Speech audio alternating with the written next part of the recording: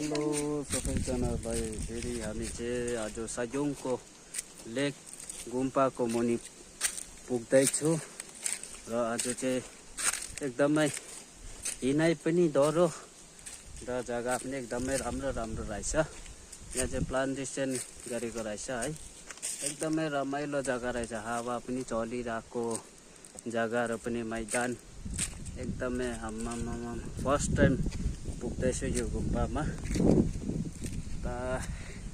जयस्यारको थ्रोबाट भिजिटमा हिँड्दैछु। आम्मामा जग्गा र त यहाँ रहेछ खास रुख रहेछ,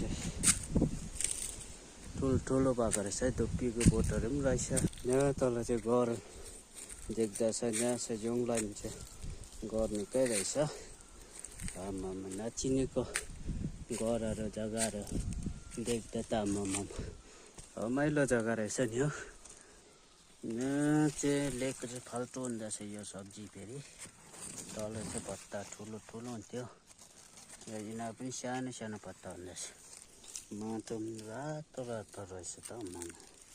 र अहिले चाहिँ अलिक टाढा पुग्दैछु र गुम्पाको छेउ पुग्नु आँट्यो है। एकदमै रमाइलो जग्गा रहेछ आम्मामा।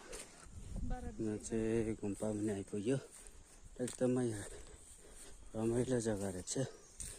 यो चाहिँ उहाँहरू बस्नुहुन्छ कि हुँदैन छैन, खुल्ला छोडेको रहेछ। माथिल्लोपट्टि भन्दै थियो, यो पनि हेर्नु।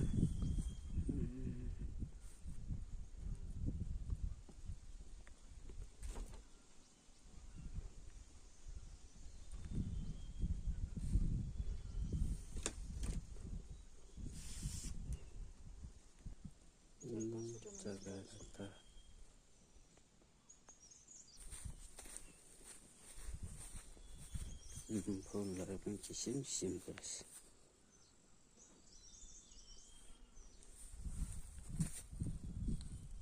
ब्याकग्राउन्डबाट पनि राम्रो देख्दैछ।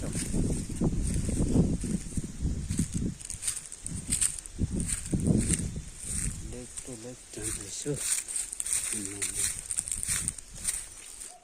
छोरा पनि कराउँदैछ।